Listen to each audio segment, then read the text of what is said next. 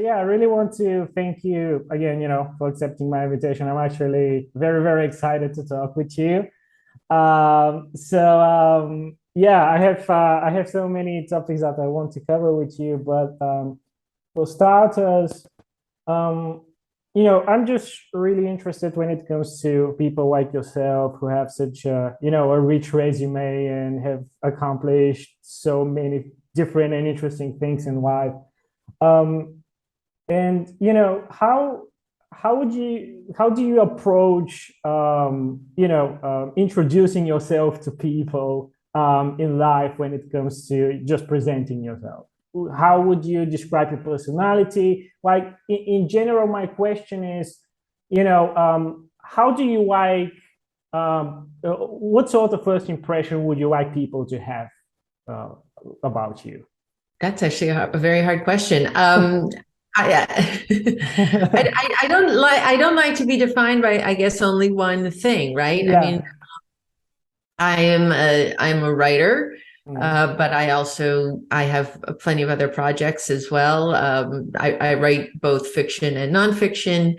I teach, I consult. So I mean, I do a number of different projects. I know a lot of people have sort of referred to me as a journalist. I don't think of myself as a journalist. Yeah.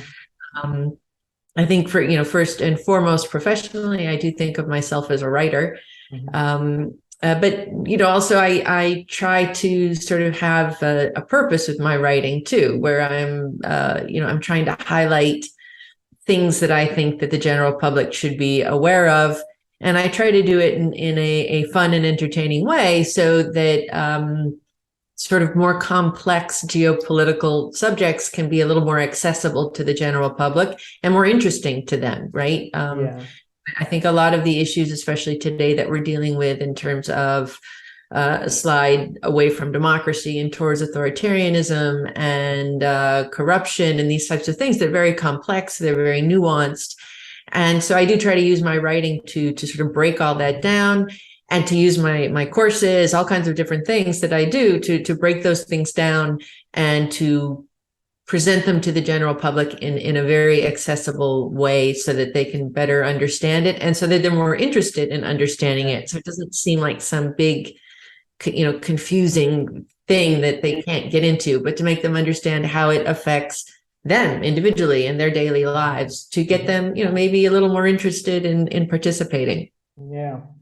So it really seems that, you have passion towards, I guess enlightenment is not, the most accurate word, but just spreading awareness to people towards topics that are relevant to them. Um, how how did you develop that? Is this an objective that you have stated for yourself? Is this like a natural urge in terms of doing it, or is it something that you have established throughout your experiences, through your life, and so on? Well, I think these things develop, right? I mean, Mhm. first when I first got out of school, after graduate school, and I started working as a journalist, Yeah. and I certainly went into it sort of mission oriented, right? I was a bit naive, I think, at the time, but it really Yeah. was this idea that, I can bring the news to the world. My time in Washington, quickly quashed all of that naivete, but then, when I went to work at CIA, it also was mission oriented and was very much driven by uh, serving the country and Mhm. serving our values, protecting our values. Um, and so then, even when I left, I don't know that it was a conscious thing that I was doing until more recently. When I first wrote Victor in the Rubble, for example, my first book, that one was much more of a catharsis. It was much more dealing with some of the trauma and strange experiences and absurdities that I had gone through working in CIA and particularly within the war on terror. Mhm. And then the second book came along, which just Victor in the Jungle, which was much more Yeah. about sort of the adventure of all of that. But I think this sort of mission-driven writing came much more after that with the 2016 elections in the United States. Mhm. That's when I was hired by the Center for Public Integrity to cover the Mueller investigation into Russian influence in the election.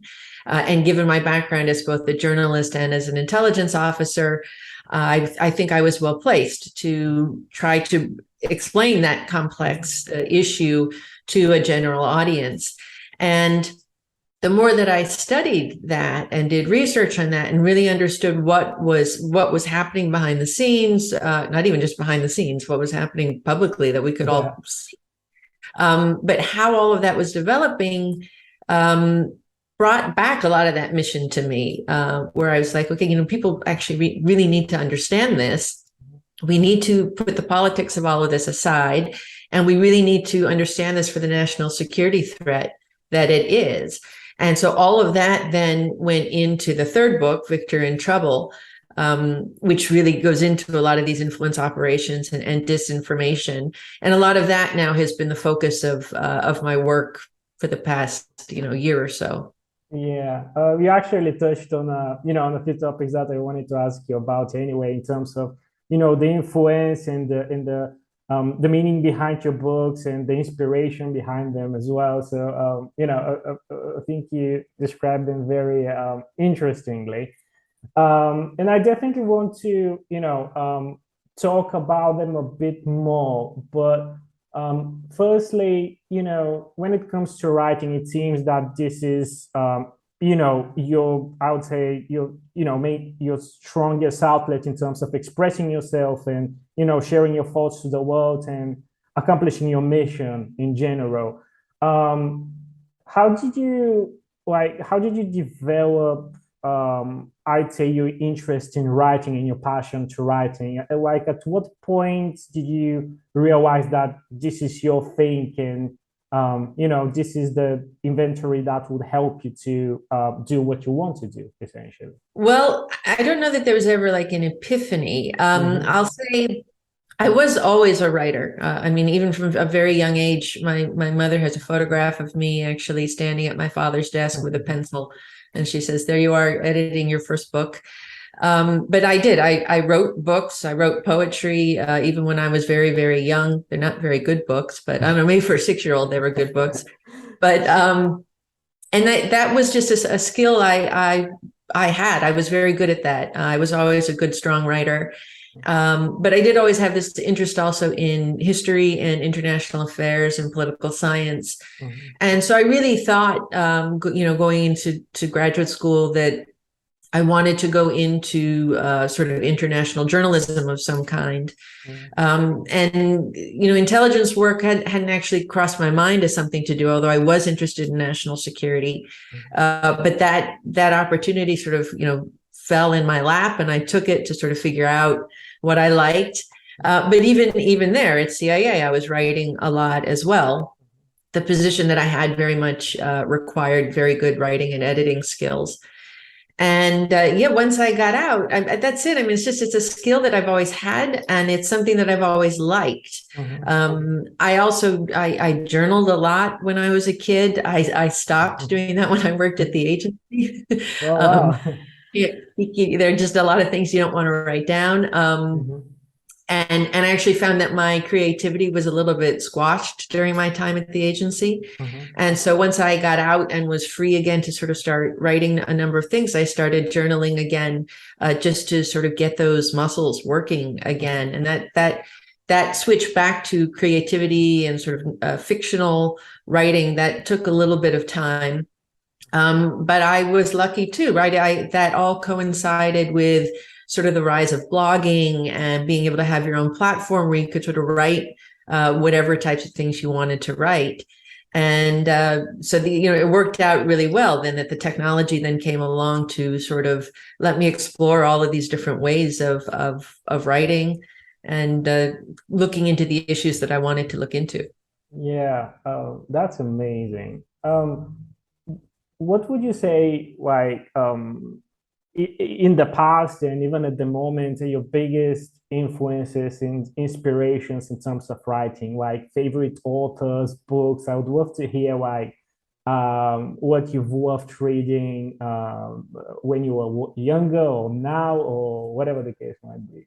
It's hard to remember. I have a number of nonfiction books that I think have been really interesting, but they sort of read like thrillers.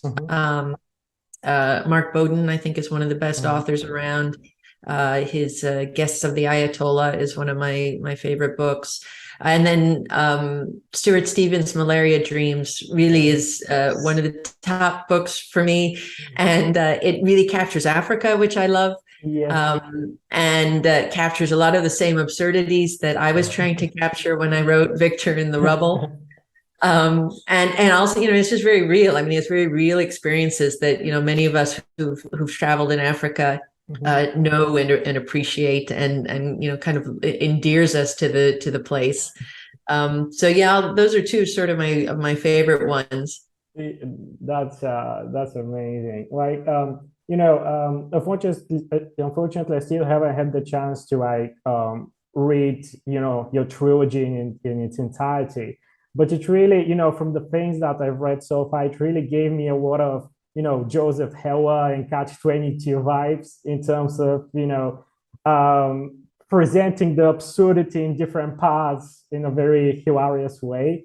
And, I love that approach because and I think I read one of your interviews somewhere that you were stating that there's obviously the fun and the sad way of bringing awareness to certain problems, and I think it's it's such a great thing to actually try to assess everything around us in a fun and enjoyable way rather than always doing it from a sad perspective. So I really love your style and achieving your mission in an entertaining way. It just makes sense. Yeah, go ahead, sorry.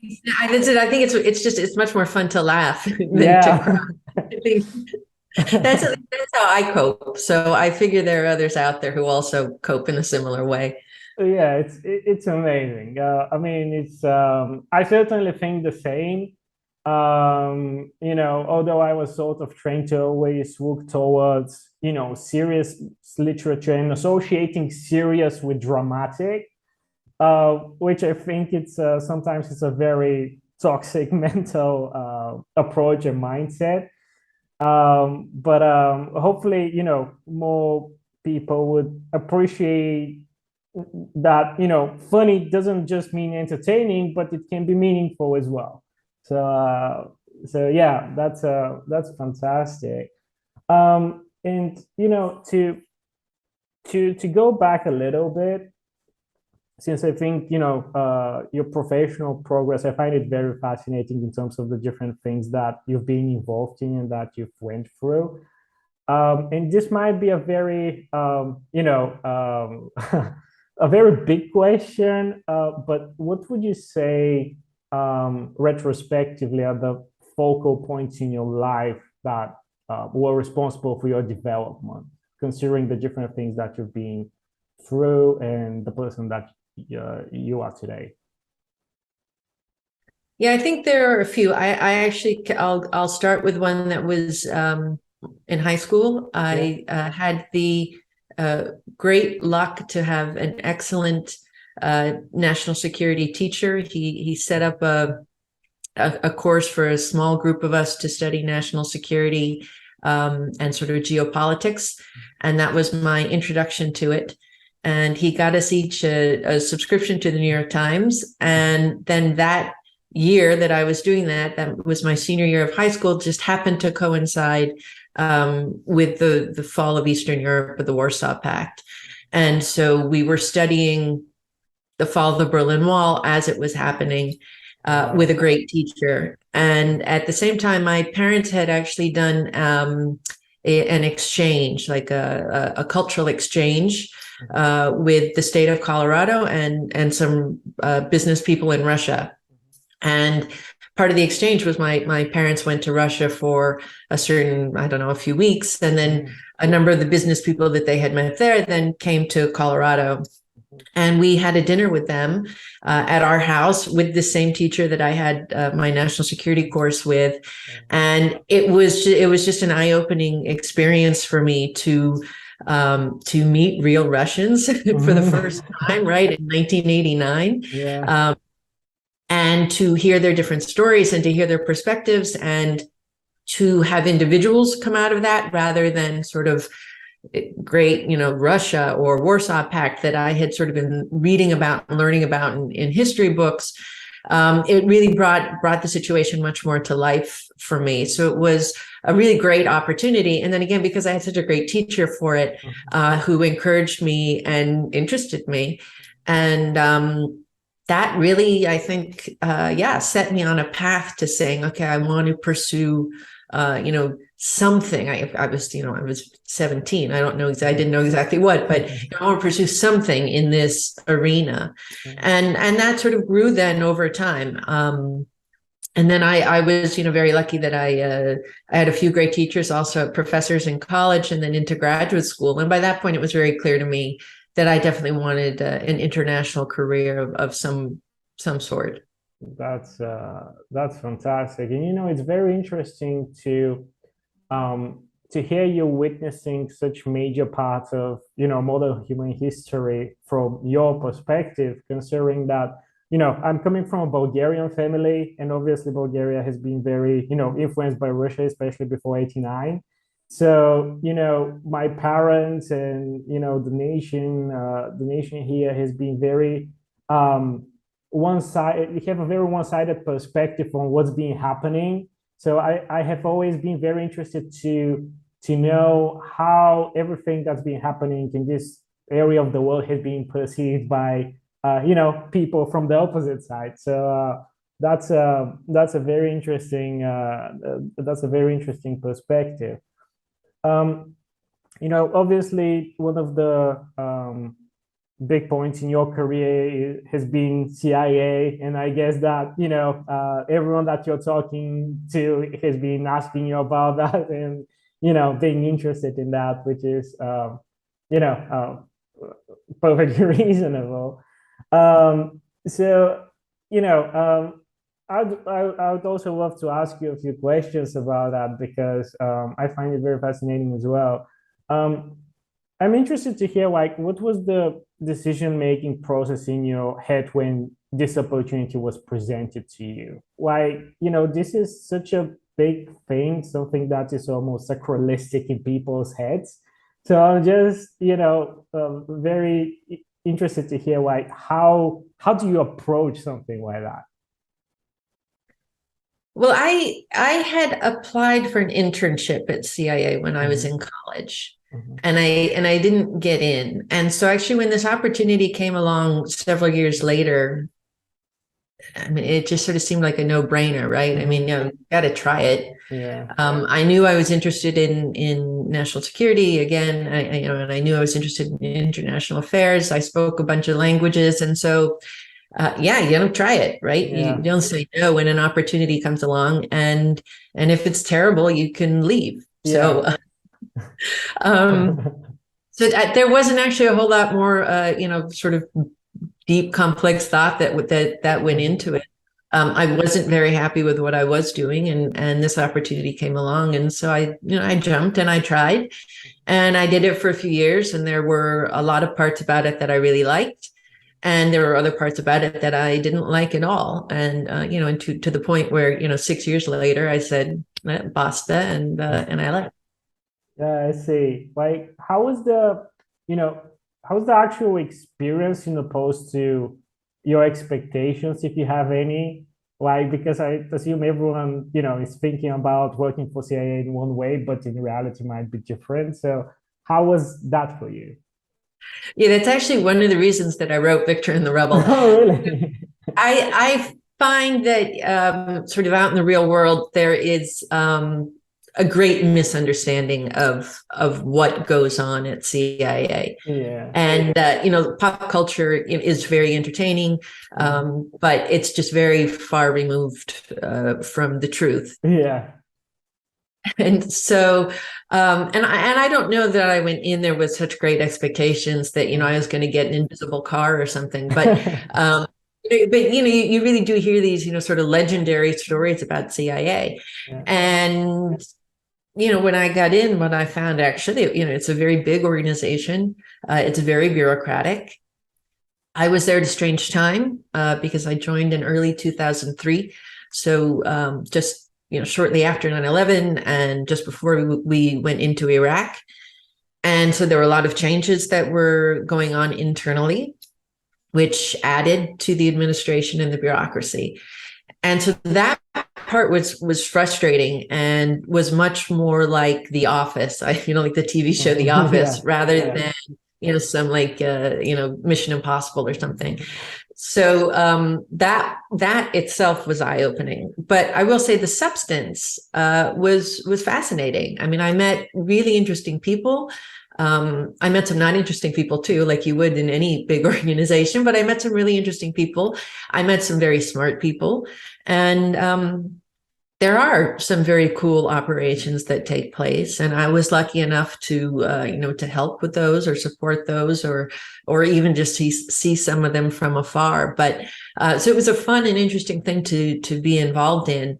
But I just find, that this public perception of what the agency is, what it's capable of, the notion, that it goes rogue and it sort of does all these things without oversight. I mean, the number of lawyers at that place, and they just have, they just have a template that says no, they can just sign and the no cable will come out. So this, I just think a lot of what the general public thinks about it is probably wrong. Which is why I write some of the things that I write, because it's much more complex and nuanced than that. And I think it's good, especially in a democracy where we need transparency, a certain amount of transparency, even within the intelligence world is important. It's important that we know and understand and have oversight over the things that they're doing, to an extent, of course. Yeah, of course. Yeah, you actually kind of touched on, on my next question, because I have always been wondering about, the little details when it comes to working in such secretive and mythological even places, in terms of, was the working environment there? Like, do people over there talking socialize in a normal manner, or is it just something, completely different thing? So it's very interesting to hear that perspective in terms of, what's actually happening.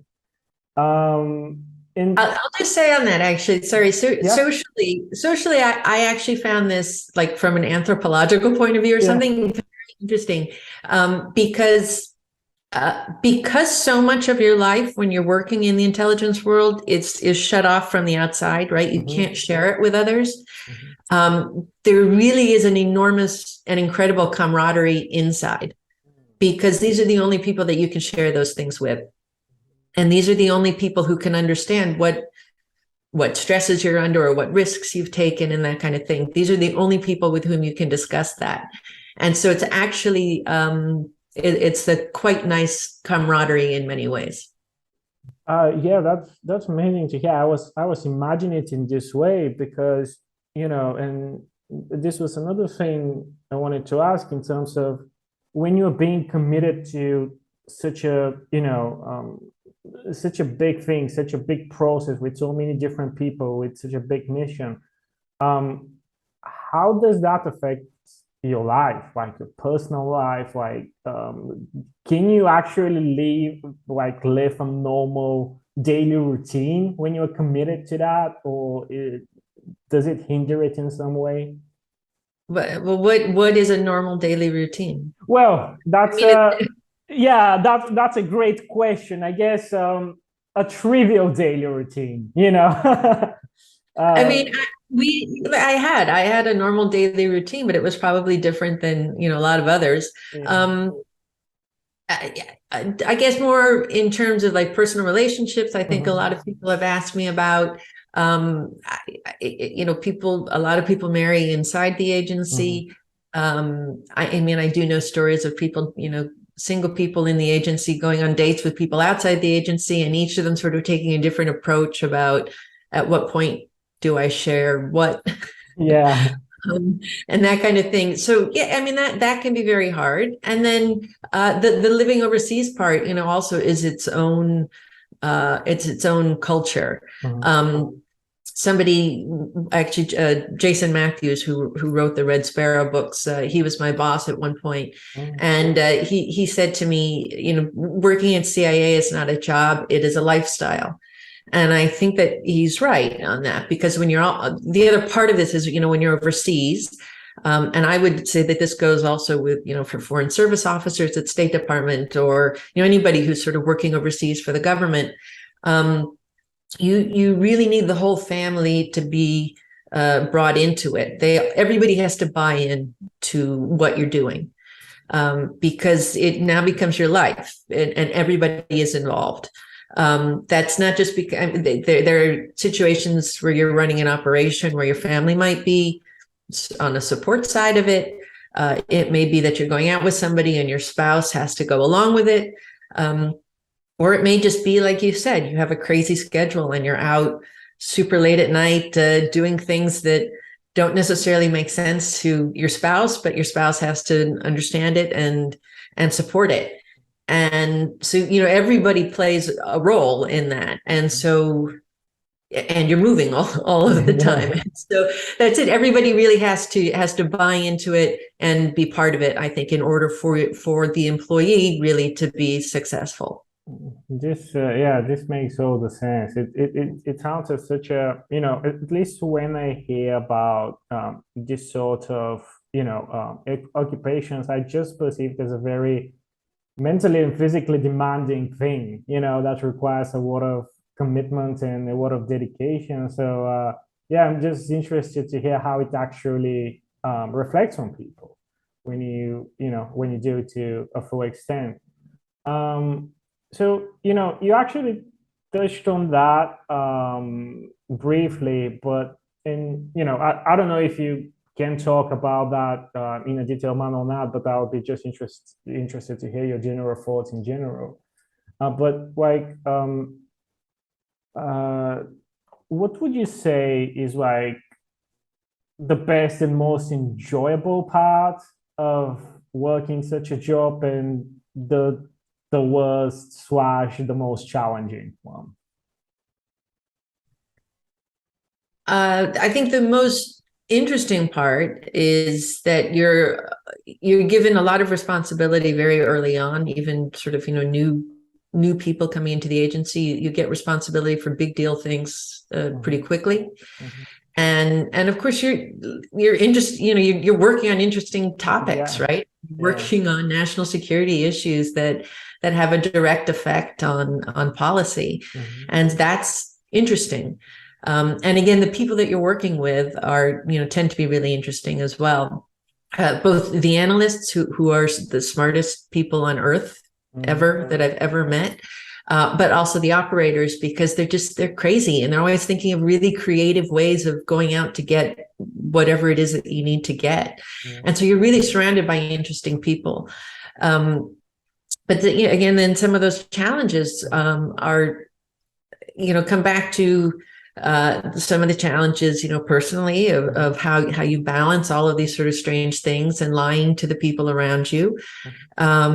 But then there are also challenges, particularly I think at CIA, you know, that you do not make policy. So, and again, just because of the time when I was there, you know, we had these examples where you could give all this information, good information, to the policymakers, but you can't help what they do with it, or don't do with it, you know. So you can lead a policymaker to the intel, but you can't make them read.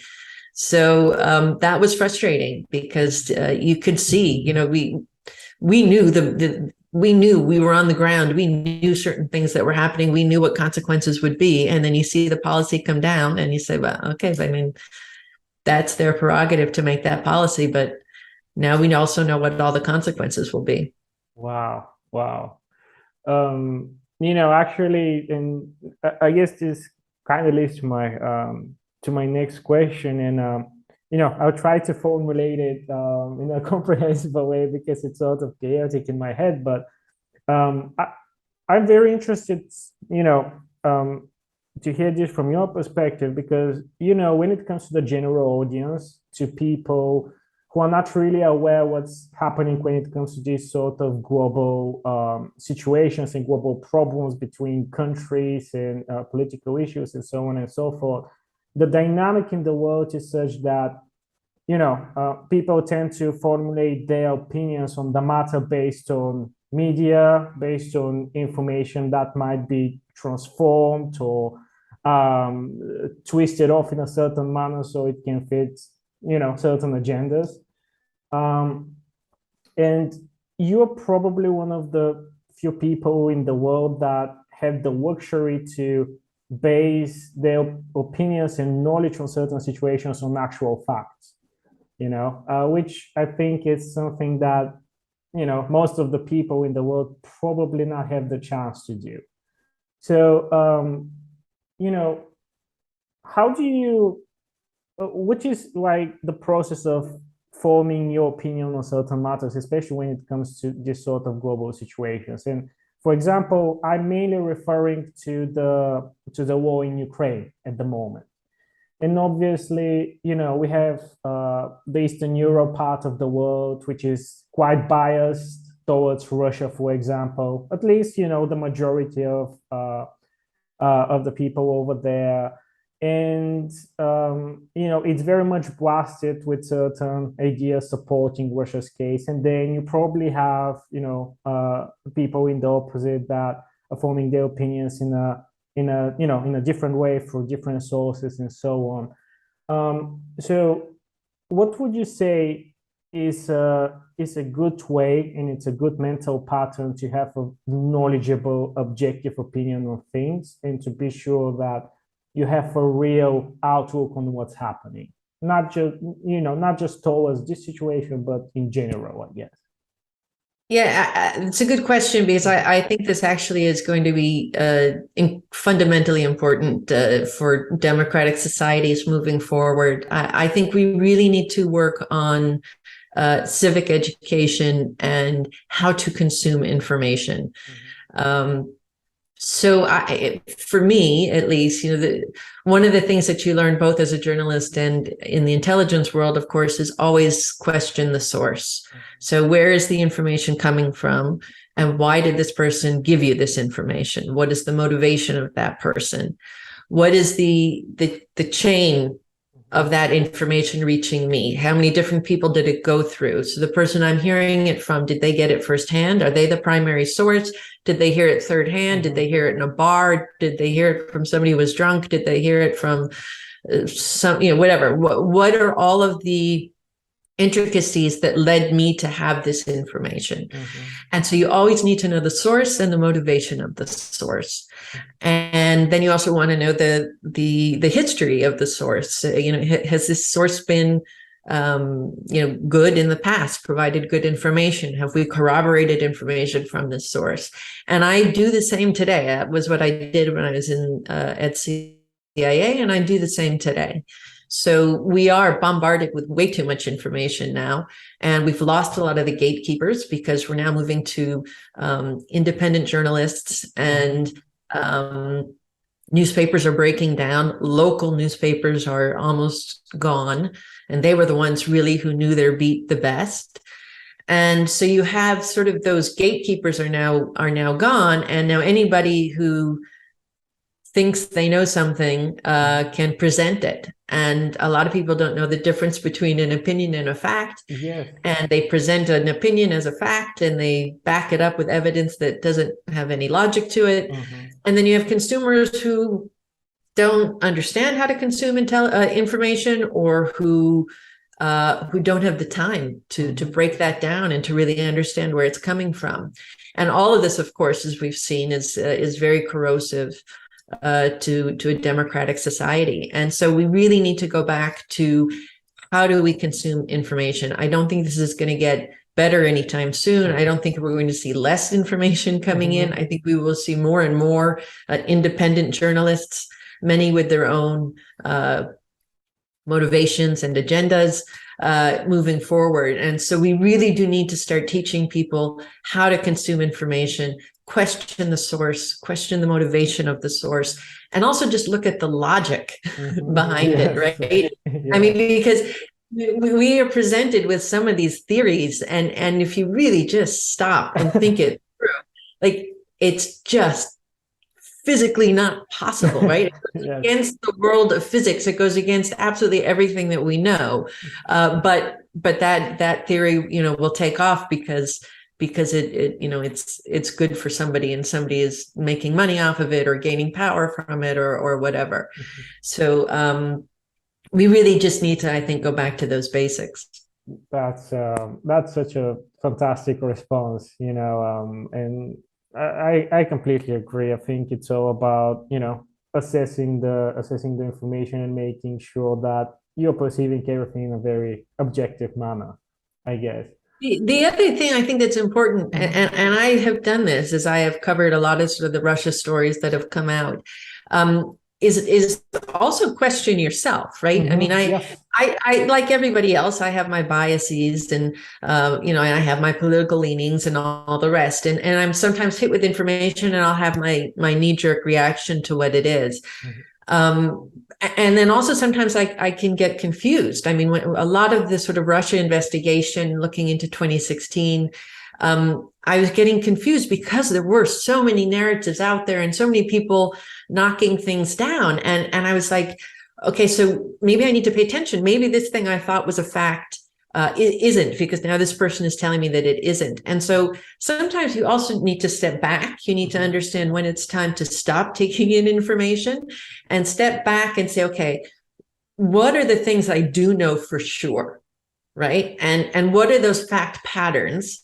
And just constantly remind yourself of those, so that then that logic piece will kick in again. And then you can come back to the new pieces of information and say, okay, does this fit? Does this make sense? That this would be the next step of it. So also, I think just stepping back sometimes and not reacting to every piece of information that comes your way, I think also can be really important. Absolutely. Absolutely. I'm very curious to hear, and I guess this is another, general, very big question, but what is your opinion on, on the level of society's awareness nowadays when it comes to the reaction of these sort of global conflicts that we're seeing nowadays? Like, are you optimistic? Are you pessimistic towards the way that people and the society as a whole react, perceive, and act towards these sort of situations? Right? Are you optimistic towards the level of humanity, of intelligence, or? Are you sure you want me to answer that? Actually, yes, because I've been very much, I'd say, labeled as a very pessimistic person when it comes to topics of this sort. So I would love to hear the opinion of a person who I know has a better outlook on this matter than myself. So I'm not super optimistic, but I'm actually not as pessimistic as I have been in the past couple of years. So most of my pessimism grows out of the fact that a number of our political leaders are choosing to put their own impunity and their own power and their own needs before the people that they've been elected to serve. So they have taken advantage of this sort of chaotic information world that now exists, and they're exploiting it for themselves, which is not very responsible for a public servant. It is not serving the people that they are supposed to be serving. It is serving themselves. And unfortunately, we have a number of people who are doing that. On the brighter side, I think a lot of the general public is starting to tune in a bit more to this information war battlefield, this war, this information war that is going on around us. because it is in so many things. I mean, it's not just the Ukraine war. It's not just how China is doing it, but it's used now for domestic politics. It's used, we see it absolutely everywhere. And I think because there has been so much discussion about it that, slowly that is working its way into the mainstream where people know now and understand I need to be a little bit more wary of the information that I'm consuming and how I react to it. But globally, we're still seeing this slide away from democracy and towards authoritarianism. We're seeing more and more governments that are willingly corrupt. I mean, most of what I refer to has been back to the United States, but it happens in Europe as well, of course, and elsewhere. If we look at the current this recent case of Qatargate, where Qatar was buying people to literally stand up in the European Parliament and say things on their behalf. And that's it. When people are for sale for that, and when that corruption is allowed to take place with zero accountability, when we allow these things to happen, so it's in our hands to fix it, but there has to be this willingness to do so. And I think a lot of that again starts with our leadership, but they are accepting the corruption, they're benefiting from that corruption. But the more we as a people, as the citizens who vote for these people, the more we learn about it, the more accountability I hope will demand. And I hope that we start to see some accountability. Mm-hmm. And I think you very accurately mentioned the significance of the political leaders being responsible for everything that's been happening.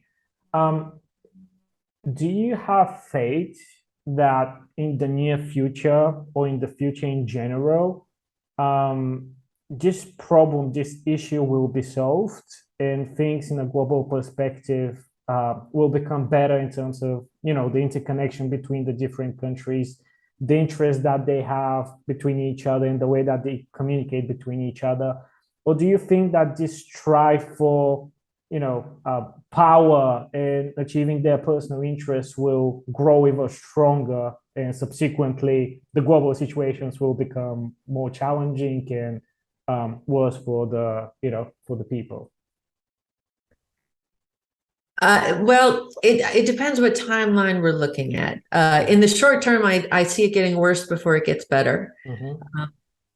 I've been talking about this. I'm trying to get it to trend. So let's make this go somewhere. This Faustian capitalism is what I call it, where we're willing to sort of do business for very quick, short-term profit, even if it supersedes our values, even if we're sort of selling democracy or selling our values in order to make that profit. Mm-hmm. So as long as we keep doing business with these more authoritarian regimes like China and others, Russia, mm-hmm.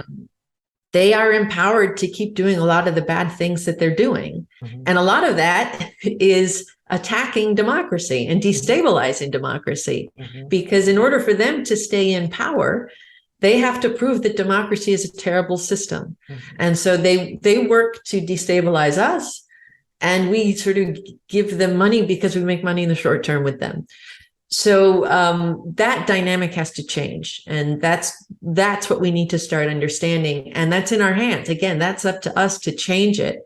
But again, I think it will get worse before it gets better. So speaking over a term of the next 5 or 10 years, I'm not so sure. But if we look ahead generationally, assuming that there is a world that isn't on fire, literally, then maybe the next generation of leadership will be a little bit more responsible. Yeah. What would you say is your educated guess, based on your expertise and your knowledge and all of that, in terms of the conflict in Ukraine will be resolved? What do you think ultimately will happen? What do you expect to happen? Well, I don't know what I expect to happen. Mm-hmm. I would say the only way that it can end is with Putin gone. Mm-hmm. I don't see any other way that it ends. Now, maybe that is because there is an overwhelming military offensive on the part of Ukraine to finally push Russia all the way out. which I think then ultimately would lead to the downfall of Putin, or maybe internally, there's destabilization of his corrupt system and his support internally, that he gets taken out in one form or another. I don't know what that looks like. But I don't see Putin surviving this, and I don't see Russia surviving this. So either Russia will then become a pariah state, or it will disintegrate itself, and you'll have a number of places even within the current Russian Federation that will slowly pull off and do their own thing.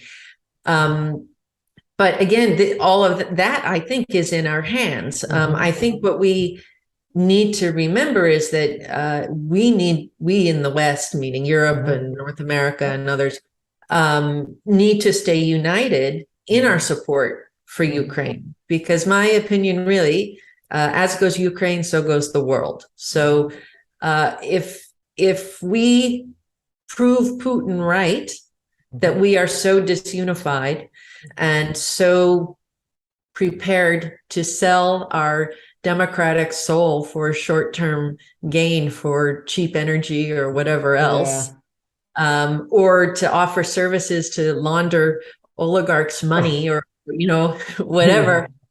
Then we prove Putin right, that yes, he was able to destabilize us. Our values are not that important.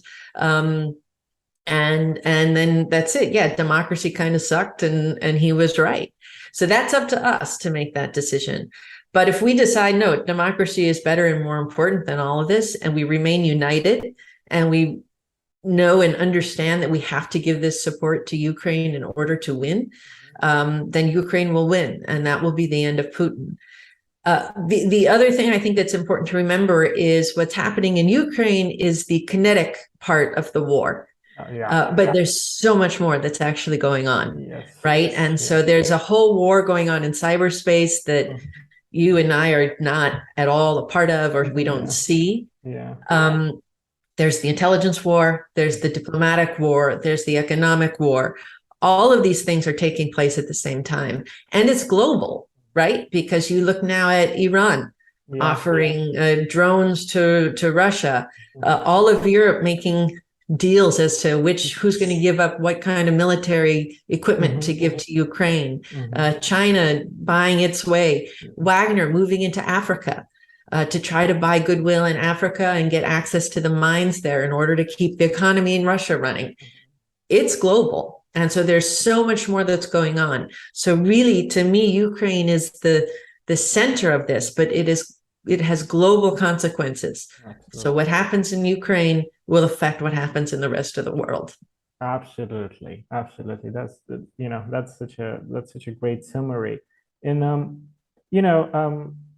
I would love to you hear your thoughts on that, because most of the people based in the US that I know and I've been in touch with, they're not strongly political. They're not aware with the global situation in details. So I'd love to hear your opinion on that. As we touched previously, obviously there is a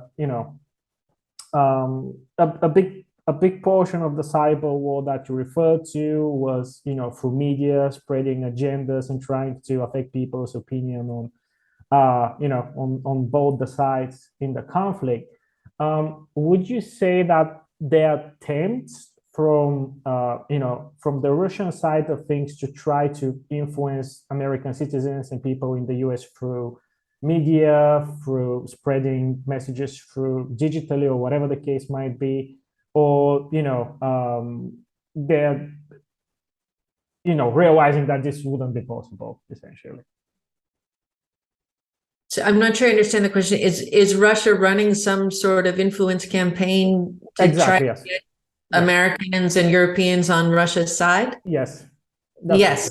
Yeah, absolutely. Yes, that's absolutely happening. And that's either done directly through overt Russian accounts and Russian media, but it's also then done through proxies. One of the things we've seen a lot with Russian operations is that they get proxies, they get a face in front, right? So so that the message isn't coming from a Russian, it's coming from a local person, right? So in Victor in Trouble, that I actually play out exactly how this works. So the idea is we're going to recruit somebody in Italy, to an academic, a think tank, or a journalist, to present our Russian talking points, our Russian narrative. But now it's coming from an Italian journalist, or it's coming from an Italian academic, or you look at the Qatar thing, it's coming from a European parliament, parliamentarian. So this is what they do. They recruit people, they get a front, they get a proxy in front, so that the face that's giving you this narrative is like yours. It's somebody from your own country, or your own tribe, or your own place. And that gives them that deniability. But absolutely, it's going on. We also know that Russia has been running a lot of these campaigns for its domestic audience. So, domestically in Russia, they're receiving very different news about what's happening on the ground in Ukraine. And that's for domestic reasons, and to maintain power and placate people at home. Yeah, it's absolutely ridiculous because, over here in Europe in general as well, obviously we have, connected, I would say, the ability to see, information directly coming from Russia, Russian channels, Russian newspapers, authors, whatever the case might be. And at some point, it's very easy to directly, put both the sides side to side and see the discrepancy between them, which is, I think, just, it's just an indication about the whole malfunction in the information system there. That's a very good point of view. Moving from the global aspect of it, because I want to touch on a few different aspects, although I absolutely love, just discussing this with you. But about the yacht watch, I came across that, and I find it so both interesting and entertaining, and a thing that actually puts a finger on an actual problems. How did this idea happen in general? Like, was it did you come with it with yourself? Was it sort of a job thing, or how did it happen? So Yacht Watch actually grew out of my research for Victor in Trouble. Oh, yeah. So while I was doing all this research on Russian election interference and Russian influence operations, I started studying the role of the oligarchs. And they really play a key role in running these operations, right? So Putin gives them the right to sort of loot and steal from Russia. And in return, they have to play a certain support role in his destabilization activities. The easiest and most obvious example of this is Yevgeny Prigozhin, who runs Wagner, the Wagner mercenary group, but also ran the Internet Research Agency. And that gives a certain distance and arm's length distance and a certain deniability to the Kremlin to be able to say it's not us, it's patriotic hackers that are doing this, or it's a mercenary group, it's not us. But we know, for example, from Robert Mueller's report in the United States, that Putin was having quarterly meetings with his oligarchs and discussing strategic spending with them. So yes, you can steal all of this money and you can go and launder it and spend it on a huge yacht or whatever, but then you need to fund Wagner for me, or fund the Internet Research Agency for me. When I call you, you need to help. Yeah. Exactly. When I need something from you, you do it. Yeah. And so they really are a tool of statecraft. But so anyway, I was studying all of that about the oligarchs, and then sort of trying to. So I knew I needed an oligarch in Victor in Victor in Trouble. And one of the characteristics that you always see with these oligarchs is that they have a yacht. Because that's what you do. Am I allowed to use bad words? Absolutely, yes. Okay, so like that, buying a yacht is what you do when you have fuck you money, right? I mean, that's what the oligarchs have. They have fuck you money. And so it really is sort of a measuring contest between the oligarchs of who can have the biggest and most elaborate yacht. And so I became sort of amused with this, right? Because it's so ridiculous that it's amusing. It's such a primal concept. I just find it ridiculous as well. You know, It's yeah. It's a dick measuring contest. I Yeah, mean, that's absolutely. really what it comes down to. Absolutely. Absolutely, yes. And so that's it. I was amused with this. And at the same time, then I live in Barcelona. And this is where a lot of the yachts are or were at the time. And not just Russian yachts, but we have plenty of others too. And so I actually had already sort of gotten to know a lot of the yachts that were here and would take pictures of them and put it up on Twitter and make some snarky comment about it. But as we were getting closer to this invasion last February, I started making note a little bit more of the Russian yachts that were there. And as we got even closer to the invasion and started talking about sanctions, and it became clear that the next round of sanctions likely would involve oligarchs as individuals and their assets. And so that's when I really started focusing on what Russian yachts were here and just trying to bring attention to show exactly this problem, which is they have stolen money from Russia. They use that money to destabilize the West. Then they come here and they put their money here. They buy our toys, they use our services, they put their children in our schools, and they come and enjoy all of the wonderful benefits of the democracy that they're trying to destabilize. Yeah. And the yachts are just a really great symbol, right? Yes. To capture all this, because they are visually something incredible to look at. They're so ostentatious. And again, they're just amusingly ridiculous. So that's it. That's why I started highlighting the Russian yachts that were here. And then by chance, I happened to catch one of Roman Abramovich's yachts as it was preparing to flee. Wow. And that was it. That was the birth of Yacht Watch. Okay, so how do I formulate this? So is there a specific finding that you had that shocked you when it comes to that? Do you remember about a case where, you came across a fact or a specific finding that really made you, shocked? About the yachts, you mean? Yeah, about any yacht, about any case relevant to them. I don't think there was any one thing specifically. I think it was just like I said, sort of the ostentatiousness of all of it.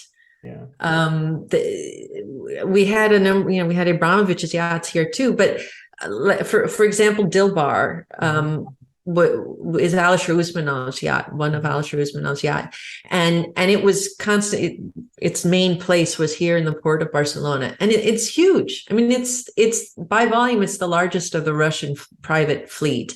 Wow. And they're currently in the place where that used to be docked. There are now 3 super yachts in that spot, which used to just be taken up by Dilbar. And that's it. I mean, it's so gaudy and so ostentatious and so ridiculous and so absurd that it's amusing, right? But it is so symbolic of the problem itself. That's it. To me, the yachts just totally encapsulate every bit of that corruption and kleptocratic problem that we are facing, which is destabilizing all of us and is causing the war in Ukraine and the slide to authoritarianism. All of it, all of that is combined.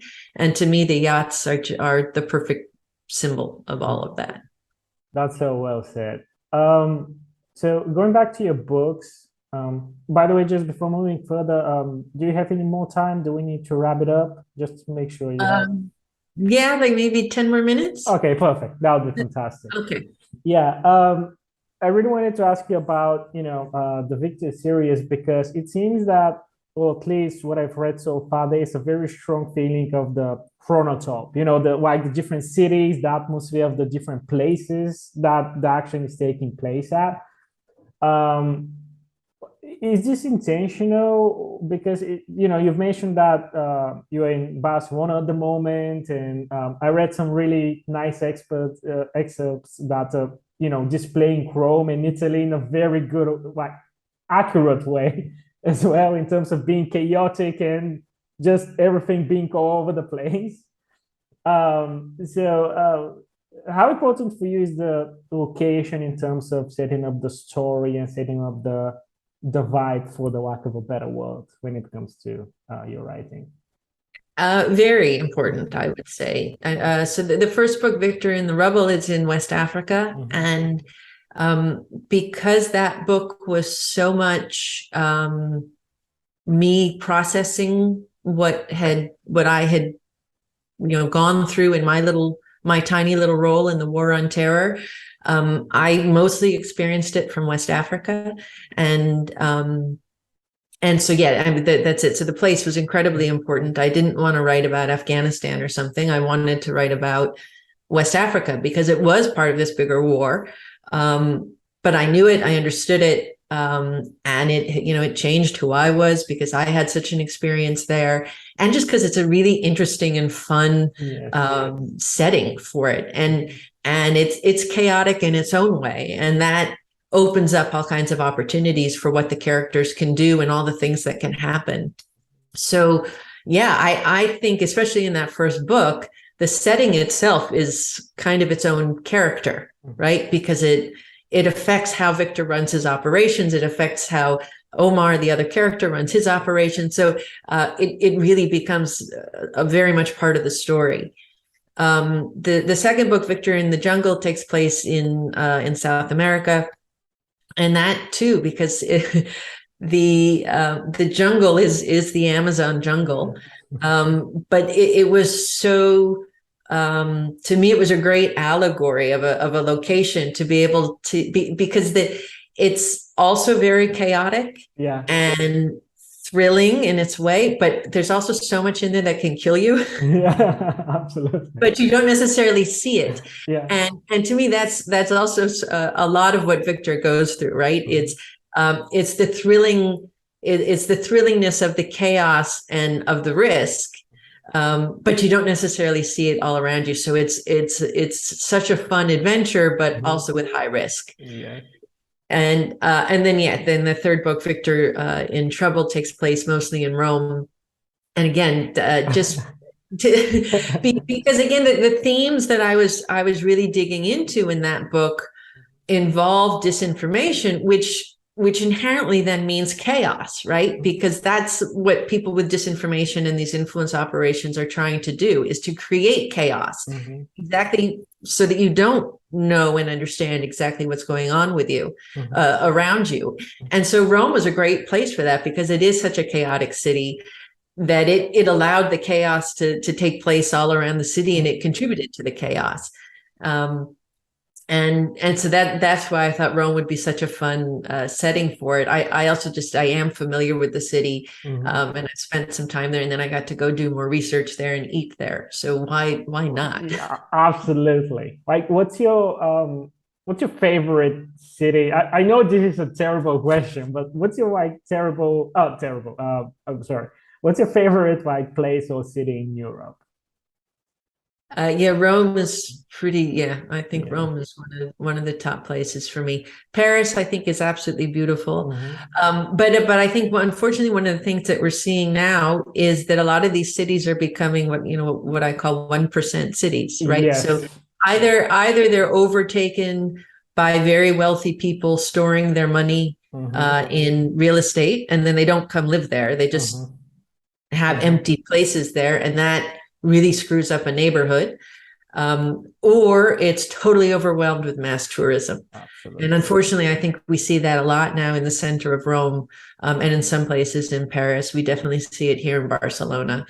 And I know economically that's really great for some people, but it takes away from some of the charm of the city, I think. Absolutely. I completely agree with that. And in terms of your books, like what's next? Are you currently writing something? Can we expect something new coming soon? Like, what's your Don't mindset say and soon. idea? That's such pressure. You're putting such pressure on me to say Oh, soon. you're an author, you know, content is so important nowadays. You have to be constantly on top of it. Yeah, I have a fourth book in the works. Mhm. It is not a Victor Caro book. This Oh. one will be different, Mhm. but I hope still fun and entertaining. Um, so yeah, I'm working on that, and I'm developing a few other projects that I hope will take off and go somewhere, but not quite ready to share those. But I'll Oh. be screaming about them from the rooftop when they're ready to go. Oh, this sounds very exciting. I'll be very excited to hear about them.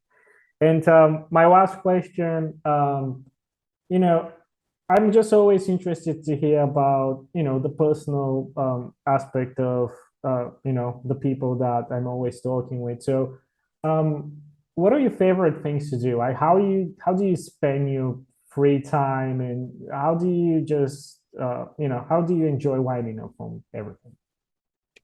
I spend a lot of time walking, Mhm. actually. I like just to walk for the exercise of it, but I also like the sort of the mental Mhm. part of walking. That's Mhm.